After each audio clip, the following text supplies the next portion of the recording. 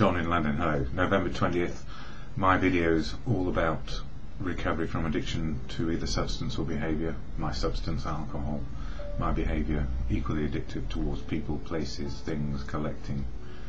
Always feeling less than, and striving for perfection, which made me an ideal candidate or resource for many things, mainly work, and not understanding relationships particularly well in my private life, if ever there was such a thing. Anyway, there's this video's got several elements to it. One is the daily reflections from this book, which is an AA book, and I was just opening for November 20th, and it says, "Thy will, not mine." And you know, there's a lot of talk about God and good conscience in my videos. God is what you choose to believe God to be, not what I choose God to be. And good conscience is something I feel we all have access to. So when it says, "Thy will be done," it's really a meditation or a reflection or a prayer to good conscience as much as to God. Because some people pray and some people don't pray.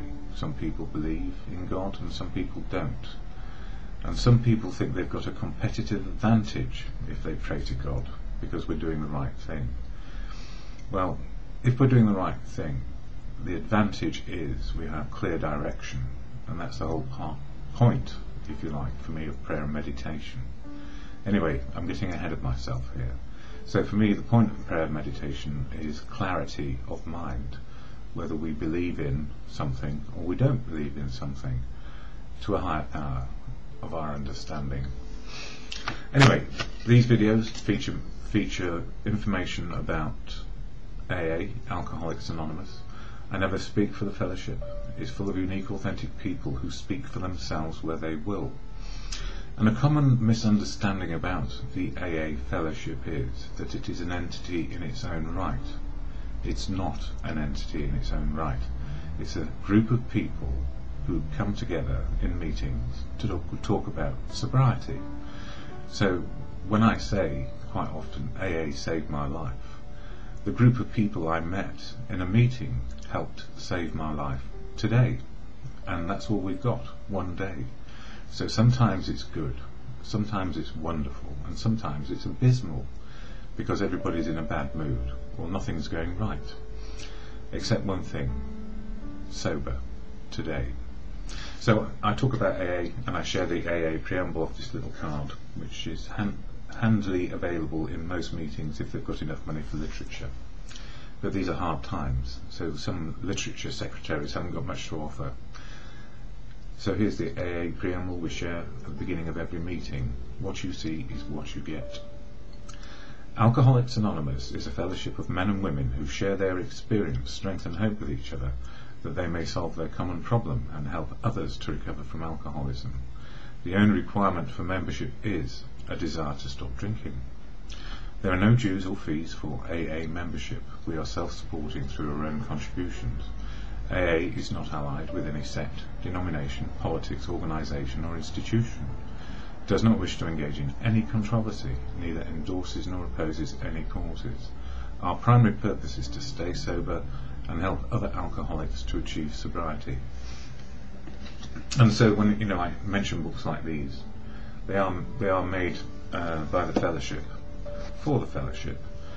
It's a strange organisation because it's got trusted servants running the administration, but the trusted servants do not make policy and they do not rule the roost. All they do is carry out the orders of the rank and file, like me. The bolshy ones, the ones who keep kicking up bits of storm here and there by just being me. And the gift for me yesterday, I went to a meeting which is called a step meeting, and it was all about step 2, which is nothing to do with step 11, prayer and meditation, which is what November's about for me. But step 2 is being restored to sanity by higher power.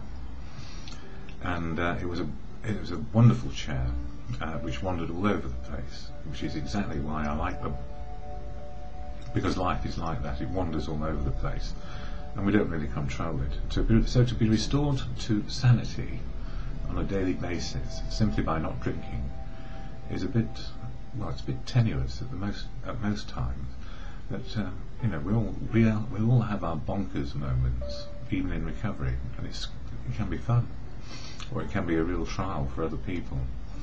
So going to a step meeting, and some of the fundamentals for me in my early days was understanding what the 12 steps are for an individual to take to make life work better, one day at a time, and the 12 traditions which hold the fellowship together. So step 1 is being powerless over alcohol, and life is unmanageable when I drink. And tradition 1 is nobody can tell me what to do in the fellowship, because it's an anarchic democracy. Followed by step 2, which is came to believe a higher power would restore me to sanity. With tradition 2, which is we only make decisions as a group and not as individuals, means that we have, on the one hand, unmanageability and getting our choices back in step 1 and being restored to sanity, and at the same time we retain our identity, unique and authentic, but we can't actually rule the roost with those two first traditions, tradition 1 and tradition 2. And I like it, because it means I can be rebellious if I feel like being rebellious, and I have something to rebel against. Normally my own attitudes and behaviour, not other people's. And at the same time, everybody else is in the same boat, so it's unique, authentic, in the moment of now, always, just for today. What more can I ask for? Well, 10 more steps and 10 more traditions. So I did share that, yes. And then daily reflections for today. November 20th, November all about prayer and meditation. And it says here, thy will, not mine. And there's a song, isn't there? I did it my way. Well, here we are. I did it thy way. When making specific requests, it will be well to add to each one of them this qualification, if it be thy will. In other words, we have no advantage over anybody else. It's what is possible in the day, to good conscience, and what's going on. I simply ask that throughout the day God place in me the best understanding of His will that I can have for that day, which means taking on the big picture, and that I'd be given the grace by which I may carry it out, that is, be a part of and not try and control everything.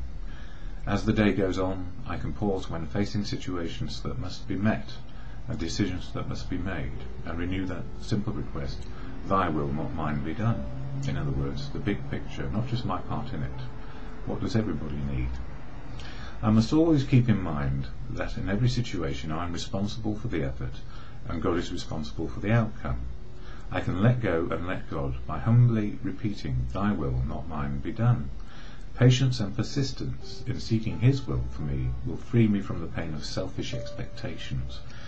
And selfish expectations come down to sometimes saying, God, give me a parking space, or thy will be done, and if there is one, there is one. Or, a major operation is at hand, and thy will be done through others. God works through people, namely medical people in some cases.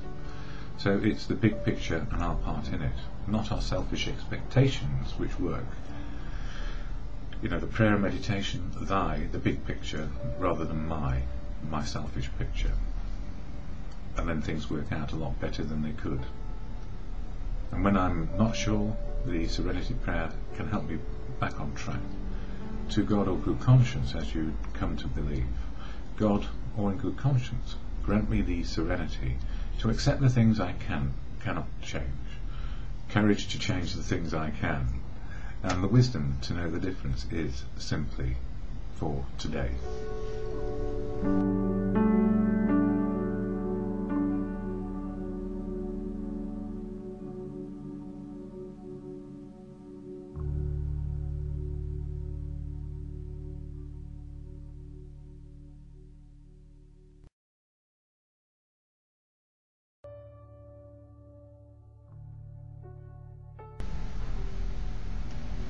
DonInLondon, hello. November 20th, 2009. My video is all about recovery from addiction to either substance or behaviour. My addictive substance, alcohol, my behaviour. Well, I could be addicted to anything. Workaholic, relationshipaholic, you name it. But behind it, probably addicted to fear. And not knowing quite what fear was. Ignorant for a long time of what was making me drive myself forward. and alcohol was the chief oiler of the wheels, I guess. It took the edge off, gave me conviviality, joyfulness, sadness. It gave me everything, the ability to relax and sleep, and for years and years and years it seemed to be my best friend. And then I became dependent, and then I became addicted. And I don't know where I crossed the line, if ever there was a line to be crossed. I think, or feel, it was probably with the first drink. The first drink did the damage and changed my feelings. So as my feelings changed, then I had a way out of my fear, putting on a brave face and utilising my ego, which is a brittle way of covering up all the things that we are worried that other people might not like about us.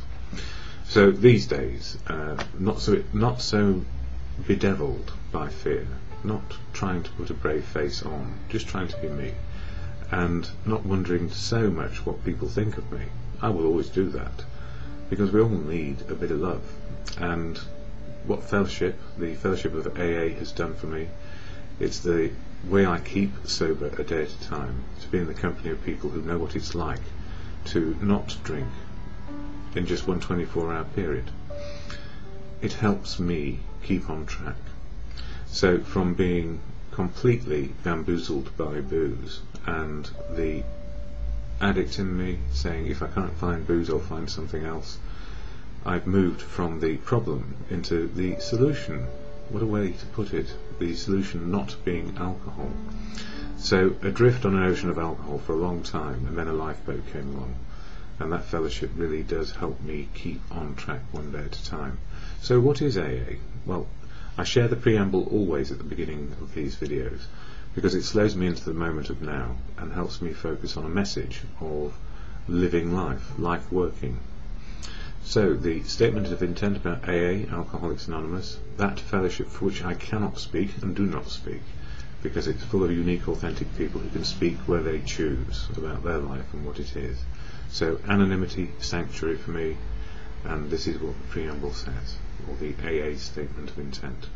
Alcoholics Anonymous is a fellowship of men and women who share their experience, strength and hope with each other, that they may solve their common problem and help others to recover from alcoholism. The only requirement for membership is a desire to stop drinking. There are no dues or fees for AA membership. We are self-supporting through our own contributions. AA is not allied with any sect, denomination, politics, organisation or institution. It does not wish to engage in any controversy, neither endorses nor opposes any causes. Our primary purpose is to stay sober and help other alcoholics to achieve sobriety. And what a gift. There's two sentences in there for me. The only requirement for membership is a desire to stop drinking. And the final sentence, our primary purpose is to stay sober and help other alcoholics to achieve sobriety. So it's a fellowship which is very focused on one particular element of life, not to drink, so that the rest of life can work. And what is often said by people who have lots of experience, strength and hope, and their wisdom has suggested that if we put sobriety first, it sounds like a strange thing to do, above everything, sobriety first, so that we can live a life and be a part of and be included. So anything we put before sobriety, we put in danger, because if we're not sober, we're then back in the problem, or closer to the problem of drinking again. So the primary purpose of staying sober means that we can live life, to be included, to be a part of, to have choices, and to love other people, be loved back, and have something useful to do. So sober life works, or life works sober. I don't know which way around it ought to be, it doesn't matter. And I share literature here of the fellowship of AA, and in the new year I'll be extending it to other things as well, or other people and what they've said and what works with them. And in the daily reflections, which is all about the 12 steps of AA, 12 steps of action for the individual, which fit into a day. Any step can work, and 12 steps of action to change attitude and behaviour, one a month in this book, Daily Reflections. We're on November, and November is all about prayer and meditation. So for November the 20th it says, "Thy will, not mine." And in the fellowship God is mentioned quite a lot, because a lot of people believe in God, the God of their understanding. It's not a collective understanding in the sense that you have to believe in what AA says, because AA is a collection or fellowship of individuals, and each individual has their own understanding of God. So for me, mine is a very nuts and bolts one, and I'm sure it's very similar to many other people's. Similar. God is truth, God is love, God works through people, and beyond that, well, that's a belief and a faith. And beyond that, or more than that, is where people take it for themselves. And when it says thy will, not mine, when making specific requests, it will be well to add each one of them this qualification, if it be thy will. And that can be for good conscience in my case too. I ask simply that throughout the day God place in me the best understanding of his will, or good conscience, that I can have for that day, and that I be given the grace by which I may carry it out. As the day goes on, I can pause when facing situations that must be met, and decisions that must be made, and renew the simple request, thy will, not mine, be done. I must always keep in mind that in every situation I am responsible for the effort, and God is responsible for the outcome. So I do the effort, and the outcome is what it will be. I can let go and let God by humbly repeating, thy will, not mine, be done. Patience and persistence in seeking his will for me will free me from the pain of selfish expectations. So it's like if I were to pray for everything to be right for me, maybe it's better to pray that it be right for everybody, and that everybody gets a good opportunity or chance as life affords. So, realism is important, because if we're actually looking to, promote ourselves above the needs and wants of other people, then who are we?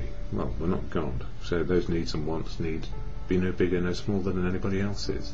So praying and meditating for the good of what is quite paramount to me, and it's not about my will, it's about what is.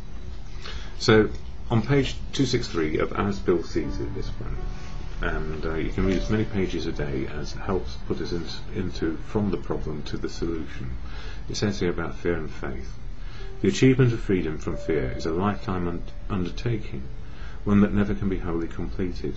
Or in other words, fear is part of us, and we probably need it to avoid buses, trucks and automobiles and other things which are dangerous.